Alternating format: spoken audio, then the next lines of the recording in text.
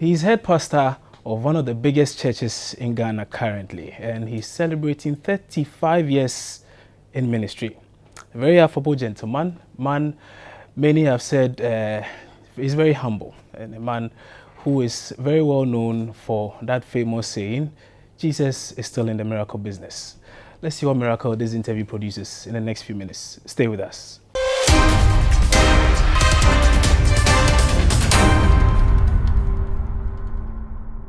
My name is Kwabena Chencheni, and welcome to 21 Minutes with KKB. My guest for today is Bishop Charles Agyinasare. Bishop, many thanks for entertaining us today, and it's a pleasure being with you. Thank you. 35 years. Wow. How's the journey been? Of course, this must be a big achievement for you.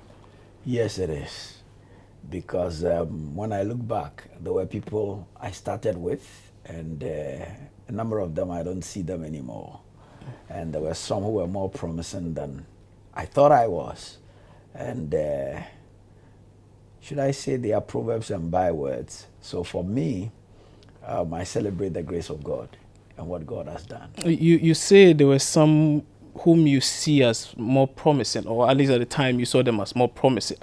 Which kind of people do you put in this category?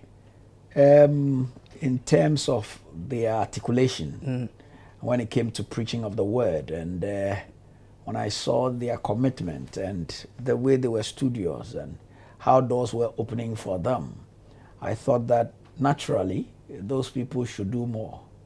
Unfortunately, it didn't happen like that. 35 years will come with it a lot of memories. Can you share with us some of the very, very fond memories you've had in this 35-year period? My first major miracle crusade was in Esamankesi in 1985. And I had prayed. God had told me, go to Esamankesi to hold a crusade. I didn't have money for posters nor handbills. Didn't have money for radio adverts. I went to see the Esamankesi Presbyterian pastor. And I said, I want to have a crusade in your church. I want to start from your church. He said, okay, we have 2 church buildings, one at Enum, and then where I am. So I'll give you the Enum one, which is a small church. We started the first day. After all the announcements, we had 40 people. The following day, the meeting grew to 150. The third day, 400 people had showed up. And then a watchman whose wife had been bedridden for 12 years suddenly jumped up and began to run.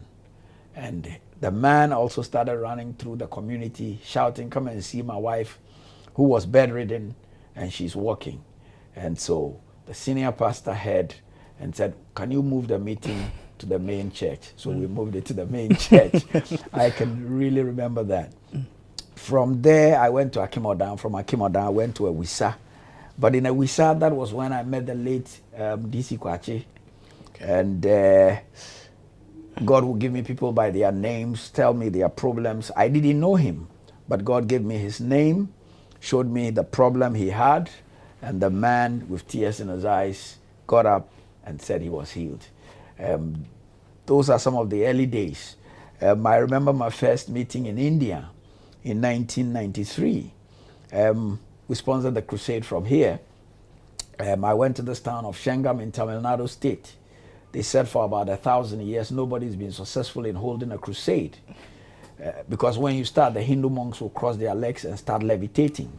On the first night of my crusade, when they introduced me, I said, I'm not here as a banker, neither am I here as an economist, nor am I here as a politician. I'm here as an ambassador of heaven, with the authority of heaven behind me. And if you attempt to suspend in the air, you will remain there. And nobody attempted to suspend in the air. And we had a wonderful meeting, and since then I've been to India a number of times. Another one was when I was privileged to hold a crusade in Pakistan. It was awesome. It was unbelievable. 2 months before I went, they were bombing churches. And so everybody said, it's not safe to go. We went in there and God manifested himself. Surprisingly, we had one of the greatest meetings I've ever had. Immediately we left the hotel where we were staying and moved to Lahore. somebody killed a police boss just by the hotel. And I said, well, thank God it didn't happen whilst we were there. Otherwise, we would have been the most, the people that would be suspected. And so we've had some of these experiences that makes it amazing. So, of course, one would ask why you choose to go to some of these very unsafe places. Is it for the adventure of it, or you just want to prove a point that, yes, I know Jesus is with me, so I just want to see how it goes here? I'm Jesus's boy, or his servant. And so where he indicates, because at the time of the call, I promised that whenever he calls me, I would respond. Wherever he sends me, I would go. So if I've made that vow, and he's indicating that it's Pakistan. I did a crusade in Maiduguri, which had one of our largest meetings just a year before Boko Haram took over the place. Even then, they had started skirmishes. And I went to Kano after they said nobody should hold a crusade in Kano. I went to Kano. By the grace of God, we had one of the greatest meetings there. I go where the master leads. So it's not for adventure, but it's because he's indicating this is where you go. You've been in ministry for 35 years. I hear you've been married for 33 out of those 35 years. Maybe you could share a bit about your family as well with us. Okay. I met my wife in 1984, and we married in 1985. Just a year? Just less than a year. Less than a year? Yes. But why? When I saw her, my heart was like ice block placed in the sun. I knew this was the woman. And so everything was now nothing anymore. And she was the woman I wanted to make life with. But would you advise anyone to marry someone who he's barely known for a year? Any of your congregants, any of your church members? No. Why not? Because they have a pastor. At that time, I was an itinerant preacher. I went to preach in Akimoda, and I lived in Accra. I went to preach in Akimoda, and I saw her, and I knew this was it. Now, if my church member has the same experience, they have to go through counseling, because without counseling, many people make shipwrecks of their lives. So I would tell them to go through counseling. But hey, I went, proposed, the rest is history. We've been blessed with 3 biological children and an adopted daughter. My kids are adult children now. The story sounds very interesting now, but before then, you are reported to have shared some experiences in the past, experiences that many would say, really, you do not really expect such a trait from a pastor or someone who is now a pastor. But take us back, maybe some few years before you got married, and when you were still in the world, as you choose to call it. Okay. Before like you're saying, before I got saved in 1980. I was into drugs, smoking. I started smoking at the age of 11. By 12, I was on marijuana. That was promising. In a bad way, though. Causing all kinds of trouble. But when I met Jesus in 1980, he broke the power of drugs, alcohol, tobacco, and all kinds of things from my life. At what age was this? I was 18 years old. 18 years? Yes. So for 7 years of your life, you were just haywire, doing all sorts of things? Yeah. Yeah. Womanizing? Yes. I had my first abortion at the age of 14. 14? Yes. I was bad. I can see. Was bad. But they say once a bad boy, always a bad boy. No. No. When the Lord shall set you free, you are free indeed. There's a suggestion that one of the problems a lot of pastors face has to do with women. Let's say pastors in Ghana. Is that to suggest that you haven't had any such encounter where you've had to even consider the thought of having to maybe going for someone other than your wife? I had a woman problem before I got saved. 5 years from when I got saved, I didn't know any woman until I got married. 5 years after I got saved, I got married. I married at 23. And I've been married for 33 years this August. And I have not kissed any other woman, touched any woman's breast or the buttocks except my wife. So that should show you that When God saves, he saves you really. Yeah. The fact that you haven't done that doesn't mean that you haven't had the temptation or the opportunity. But the fact that you saw somebody you liked didn't mean that you should go after the person. So there have been instances where you've seen people you've been attracted to. The Jews say that to every person, there are 7 people you are attracted to. So we can say about 7 people then. So just like I said, I saw my wife and my heart was like ice block placed in the sun. I've seen people and my knees are trembling and shaking me eyes. However, you control yourself. And the fact that you saw somebody and you were infatuated doesn't mean that you go running after. Have you been tempted by any of these ladies before? From the onset, I've always made sure I've protected myself. I always have people. I don't counsel the opposite sex in a room alone. Until recently, my office door was a glass door, and most of our staff, we have glass doors. And even now, when an opposite sex comes into my office, my aide... Is it because you do not trust yourself? Oh, no. You don't want to give anybody cause to point an accusing finger at your Father in heaven.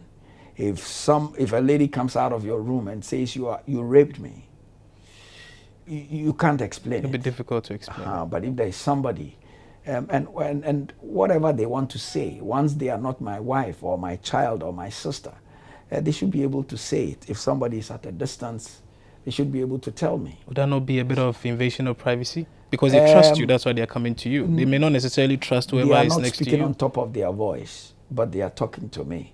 But somebody must be there. I read somewhere that you were once a Buddhist. How true is that? Yes, I was a practicing Nichiren Shoshu Buddhist for 4 years. Okay. Yes. At which point was this? When I was in secondary school, Form 4. Just before your expulsion? Yes, just before that. Okay, so you practiced for what, 4 years? 4 years, yes. And you were still a womanizer at the time? Yes. And I was still doing drugs. But Buddhism doesn't necessarily encourage those things. Buddhism doesn't really abhor Doesn't encourage it, but neither does it abhor it. It doesn't specifically say you can't do A, B, C, D. So I thought that, hey, the heavens was my limit. Why Buddhism? I was exploring. I think there was something inside me that was seeking to know the true God. And I think that I finally found him in Jesus. What did you experience while practicing Buddhism? What was it? What got you going for 4 years? Anything I did or I do it with everything inside me. When I did drugs, I did it. I'll rise up a great while before day and do it. When I practiced Buddhism, I did the same. When I met Jesus, I've done the same for the past 38 years. You one time in 2016 advised Ghanaians or Christians to desist from pursuing prophetic word. I found it a bit curious, seeing that you are into the prophetic ministry. Where lies the correlation? I'm just trying to understand. I think that I don't know what the exact quote was that they put out there, but I said that for every prophetic word, you can change it. So I wasn't saying that it's bad to have a prophetic word, because I work in the prophetic myself. And we can't do away with prophecy. However, no matter the prophetic word that comes, God said, Hezekiah, you are going to die. Hezekiah said, God, remember my good works. God sends Isaiah back. Look, go and tell him I've changed it. So every prophetic word can change depending on what you do. God said, Ahab, because of A, B, C, D, you are going to die. Ahab humbles himself. God changes his mind. So God can change his mind if you repent. Is that the reason why you're so convinced the former president John Mahama was not going to die, even when there were prophecies suggesting he was going to die? I thought that we had just come out of one president dying. And for a nation, it wasn't right to have another president die. What would have happened is that we would have had a situation where nobody would want to be president of this country. And because two sitting presidents yes, had died? And for me, being one of the gatekeepers of the city, spiritual gatekeepers of the city, I thought that we should scatter that word in the heavens, and we did. By praying, I suppose? Yes, by praying, yes. Not by discounting or rubbishing the claims by a colleague pastor, which you did? Oh, we scattered the word in the air. Physically and spiritually? Spiritually, yes, spiritually. So you had to put a colleague in the spotlight in such a manner, suggesting he was probably just causing fear and panic and just speaking for a number of the prophets, without being specific on anyone. The prophecy is supposed to edify, comfort and admonish. For a number of the prophets and the prophecies that come every January, it's like we should run away from this country. It's but the New Testament prophet is not supposed to do that. Yes. The prophets who has been who has come to be known as one who usually prophesies on the 31st night into so many January. The one who makes the most news, particularly in this instance of the former President John Dramani Mahama. It was Isaac Osubempa who made those claims. Actually, he went on radio fighting you for suggesting he was just engaging in palpable lies, just spreading falsehood. Are you by that suggesting that we shouldn't be taking him seriously? I don't want to go still into that line. Yes. You've been described by a lot of people as a pastor who some way somehow happens to find himself always in the camp of the NDC. And they say that in your church, a number of high-profile dignitaries of the opposition party now are very senior members in your church, and they are people you are very close to. Any reason why? People choose where to go to church. People choose where to go to church, and I can't stop anybody from coming to church. I have a lot of high-profile MPP supporters also in my church, people who are big-time financiers of MPP in my church. I have a number of MPP people who are my friends. I mean, very close friends. And so people have their own perceptions. And in Ghana, we tag people, which is a bad thing. I've related to every government since 1996, when I was put on the protocol list. I've been involved with former President Rawlings, was involved with former President Kufuor, was involved with Professor Atta. I've seen a number of those pictures there. Yes, been involved with the former President John Mahama. I'm involved with President Akufo-Addo. For me, I don't belong to any political party. I belong to the party of Jesus. I vote during election time. Care to say who you voted for last year? Oh, that's why they give us a booth and call it a secret ballot.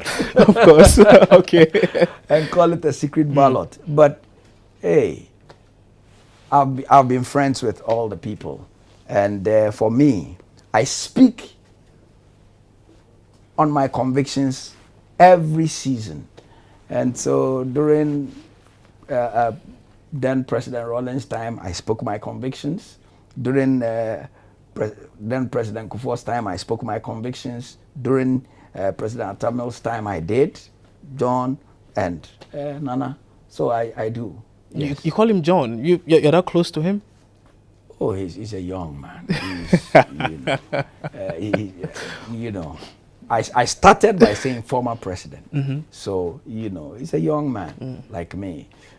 We call Nana because that is, so it's not disrespectful. Of course, yes. Of course. I just wanted to know how close you were to him. Of course, if you are that close to somebody, you are more inclined to call him on a first name basis. That's why I just had to check, just to be sure. Okay, so we seem to have touched on all these issues. One other thing we may want to look at has to do with maybe let's take a look at the name change. It was Word Miracle Church International, and then all of a sudden we woke up one morning and it was Perez Chapel. Why that change? And of course, even before you get to that, your name itself, the spelling of your name, did you change it? Yes. Any reason why these two changes came in somewhere along the line? My name is Charles Agyinasare. There were people I encountered who are Charles Agyinasare, Charles something Asare. So if you, and there were people, my kids, some of them Francis, you know, so Francis Asare. So after looking at it, I realized that years to come it will create a lot of problems. So I went to my dad and said, Dad, the Asare is your name. However, because of the challenges I'm seeing, I want to merge my name. Okay. So I want it to be, the Agyinasare to be my surname. Do you give me permission to do that? He said, go ahead. So I then had to statutorily do it. So that's how come my name was changed. But then... So just so you are, you stand out. Yes, just so that I'm the only Agyinasare in Ghana. So I think that it makes it easier, you know, for somebody to go do something and say Charles Asare, and then they are thinking you are the one, etc. Okay. You know, and for the church, we came to a place where trying to register in a few places, the name Miracle in it was giving us problems. And for me, the names didn't really matter as much as the work we wanted to do. So if that will pose a problem, why don't we change it? And after much prayer and consideration, Perez came up. Because Perez is almost like a miracle. Perez in Hebrew means breakthrough. Critics are very quick to suggest that a lot of these things that come on TV, that is shown and is talked about as miracles, are not necessarily miracles, and that sometimes some of them are even staged. How do you walk into Pakistan and say you are a Christian minister in a nation with 95% Muslims, and you go to hold a crusade in the open field and you stage it? They would stone you to death. How do you walk into America, a black preacher, in a meeting filled with whites and blacks, and then you tell the people, just before they introduce you, it is said that, oh, in America we don't get miracles. In Africa, you people get miracles because you don't have enough doctors. And you walk upstage and you don't pray.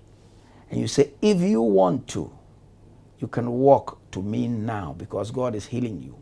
And 23 cripples walk up to you, handing over their sticks to you because they've been healed. You can't stage that in America. Yeah. For you, an African, it can't happen. You don't go into Meduguri and then, whilst you are preaching, a Muslim woman starts screaming, I was blind, I can see, I can see. A man carries the daughter who hasn't walked for 12 years, brings her to the ground. She can't lift up the hand too. And suddenly, the daughter begins to walk and follow the man. You can't stage that. You can't stage that. I presume that is a subtle invitation to everybody who wants to, well, who has doubts in his head to come see for himself. Yes, yes. And normally, for my meetings, those who get healed, I always find out who came with them. Who came with them. And from Japan to India, to America, to Bahrain, to Pakistan, Dubai, Nigeria, Kenya, and all around the world, Brazil, and everywhere. The power of God has been the same. It saved sinners, it's healed the sick, and caused miracles to happen. We're just about wrapping up, but just before I came in, I was told, oh, but you know, as for Bishop there are a lot of bodyguards around him. Are you sure you'll even be able to see him?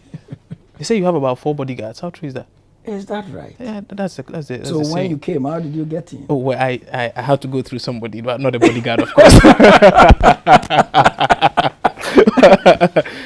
How many bodyguards do you have? I don't have bodyguards. Not even one? I have aides who help me. Because when we go into our meetings, some people are falling, things are happening, and there are people who help me. So I have people who helped me as my aides. I think that I'm one of the few people you can go to their office that same day and see. And people have attested to that. If I had bodyguards, you couldn't even come close. There was a list compiled sometime in 2016 that named you as one of the top 10 richest preachers in Ghana. And 2017. In 2016. And 2017. 2017 as yes, well? I've seen a number of them. I see. How much are you worth?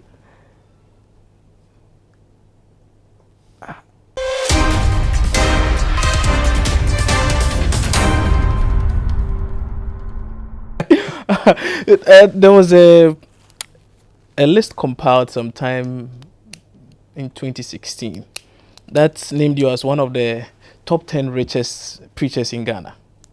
And 2017. In 2016. And 2017. 2017 as yes, well? I've seen a number of them. I see. How much are you worth?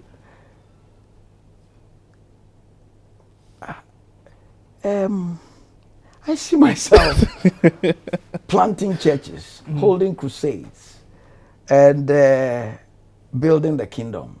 So I don't know how they quantify the richest people. They probably look at the value of your assets. If you build a church building, does it belong to you? If it's in your name. It's not. Okay. There's no church property in my name. We have a university. It's not in my name.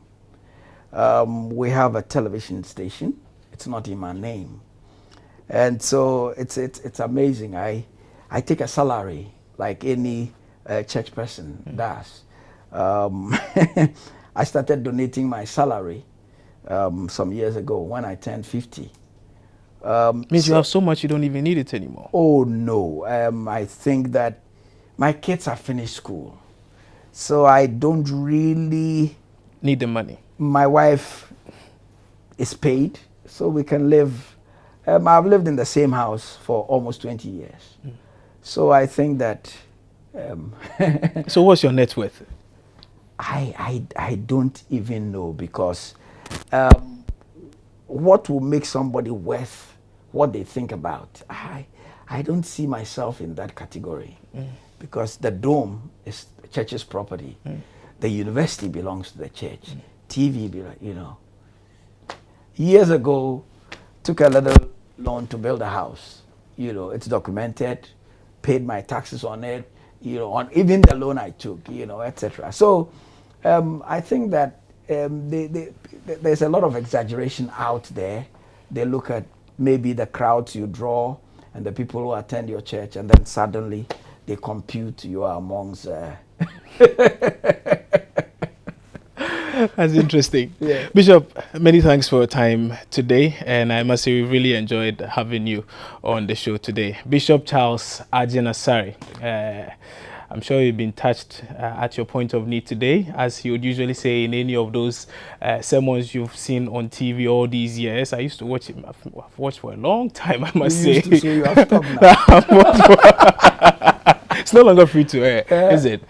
Oh, it is now. Okay, now okay. So that has been 21 minutes with me, Kwabena Chenche Boating. We've had a very nice time with Bishop Charles Agyinasare. He's calling on all to partake in his Festival of Miracles, which comes off on coming Tuesday. So you may as well make it a point to be there for your healing. Remember, Jesus is still in the miracle business. I'm sure we got a miracle in this interview. See you soon.